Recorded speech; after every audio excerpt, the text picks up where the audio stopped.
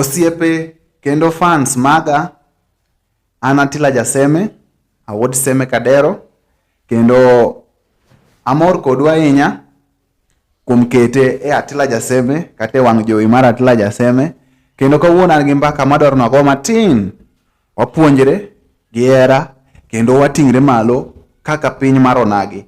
Koro kawuono adwaro mondo wawuoye e show motimre nyoro Mamboleo showground. Show mar Janabi kaka ji mang'eny ong'eye ni Prince Indah e show mokwongo. Aparo ni en show mokwongo momiyo ohangla oyudo luor monego bed ni ohangla bedogo. Ei piny luo ka wan gi thumbewa, wan gi nyatiti, wan gi rumba, wan gi benga, wan gi thumbewa ma ing'eyo wago kaka joluo, mwagoyo kaka joluo, kendo kwa wero gi dhogwa. Manyasani ni iluongo ni ohangla, kendo ohangla osekawo nafas maduong' e ngima marwa kaka oganda mar Joramogi Ajwang' kata oganda mar onagi. Thothne rawerni osedonje kidieny mar ohangla ni, kendo jogo mosedonjo e Kisungu luongo ni genre, kata ng'e ni Kisungu gi dholuo gichiegni, ni wan emiluongo waga ni wasunge. Koro jok mosetime giseyudo kony maduong' moloyo Jonas mamoko kata sidienje ma opogre kod ohangla.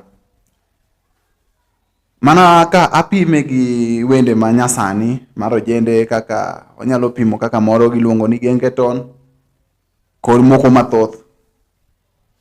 Koro yande Janabi nolando ni obro dhi goyo show Mamboleo stadium ma Kisumu. Kendo nyoro ka aneno pichni ma oya achiel kachiel ka ya Kisumu, nikech an gi Nairobi to ka yudo thuolo mar chope achiel kachiel, but nayudo ka is so motivating, kata en gimoro ma miyowa mor kaka oganda mag onagi. Ang'o miya wacho mae? Ka Janabi noluongo show ni, nitiere jok miluongo ni curtain raisers kata jogo mayawo pap kapok thum ochakre. Akia kata jodongo manyalo bedo nene e kinde masani nyalo ng'isa ni chon bende ne nitiere jogo mayawo pap ka wuon thum donjo.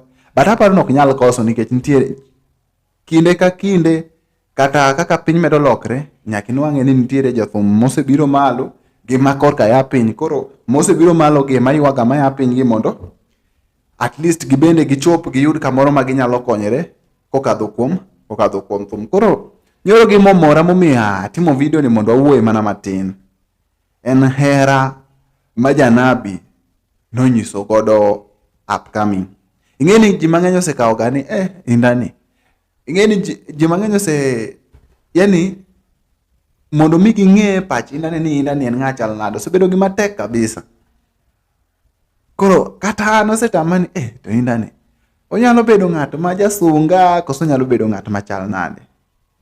But nyoro nan ng'at momor kabisa kana neno ka ojende ma ageno kuomgi kata ojende ma Kiswahili luongo ni aamini, an gi geno kuomgi. Achiel kuomgi en Aroji Chogo. Janabi nomiyo gi thuolo mar mondo mi umati mopong' cha, chokruok kata kanyakla manopong' sports ground kacha, giwinjie talent no kata giwinjie were mar Aroji Chogo nigo, mondo at least gibende gijiwe lwedo mondo kama entiere no obendo chopi kamoro machielo, mondo be chieng' moro nopare ni an mondo mi nachop e mainstream, kata mondo mi achopi e watiate gi mainstream, nikech ang'e ni joluo wan jok mosomo, wan jok ma very bright.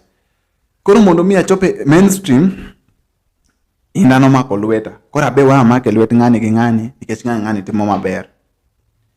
Jowadwa sami timo maber to kik ibed gi tho kata kik ibed gi ton, nikech ruoth ni kamoro amora mantiere. Sami timo gima ber, ruoth nyalo gwedhi directly, imiluongo ni achiel kachiel, kata indirectly kokadho kuom lwet ng'ato.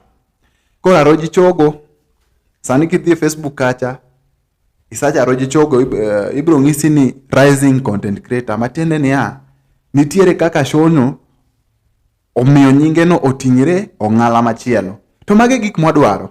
Wan kendo gi msani ma kata jathum motegno kabisa miluongo ni Abong'o Jakabwana. Kendo jende ariyo gi kidhi adhiya malongo YouTube kata ma ichambua kata idonje YouTube channel margi ma ineno thumbe ma nyithindo gi goyo kacha, ok inyal paro ni magi nyithindo nikech ndiko margi ni malo. Kendo ineno ni ariel jogi ni malo. Number 2, luor. Gin nyithindo ma oluoro jomadongo kata gibolre. Nitiere show moro maneno ka Aroji nogoyo gi Melisha Toto, mtoto wa shule. Soma movement mare makoni ng'ani odhi mabor. Mondo mi dhi mabor gima nyalo ng'isi jaluo wadwa manie nafas mar media kae, bed ng'ama nigi luor, bed ng'ama iluoro jok mani mbele ni. Nikech sami luoro gi to gineno ni ng'ani en ng'ama nyalo yie bete buoya, we ating'e malo. Ok iting'ri malo kuom goya goko, titing'ri malo kokadho kuom jogo mani malo kaka kinyiso gi respect no. Ema miyo nyaka jok maluwo gi kang'eni to ng'ani bende kara nyalo mana timo gini, we wating'e malo. Koro kibende idhi kanye, idhi malo. Koro katieko gima nyalo wacho ni spirit ma indo chake gono, indo pongo stadium mokwongo. Elisha Toto kama intiere, kikibed piny ni an banyalo, no. Tim gimoro, pang gi tim mari, ibende pi itemo gi tielo. Pi ok tem gi wang' ni pigni tut. Iso tiende achiel king'eni sawa, koro kara nyalo donjo. To onge ga lal, temo onge lal. Luar bende ok nyis ni mano kari orumo. Sami luar, kipodho piny, tichaki chung' malo, idhi mbele gi ng'wech. Kik chunyi tho. Sani machielo jakadala, ibende nini, ng'iane gimoro minyalo timo. Okoth Jarapogi. Naneno interview moro ka weche moko ntiere ma pok uketo kare.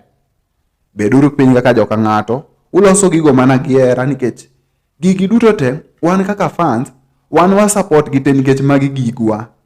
Koro sama ng'ato dakoni magi joga, wan jogwa te. Koro watima tima gi hera. Seche moko iwero ni hera lit, ng'ano wero ni hera mit. Nitiere kinde mabiro winjo wendi ni kaka dhe hera malit. Sama yudo hera mamit, nitie kinde mabiro winje hera machielo ni iwinjo.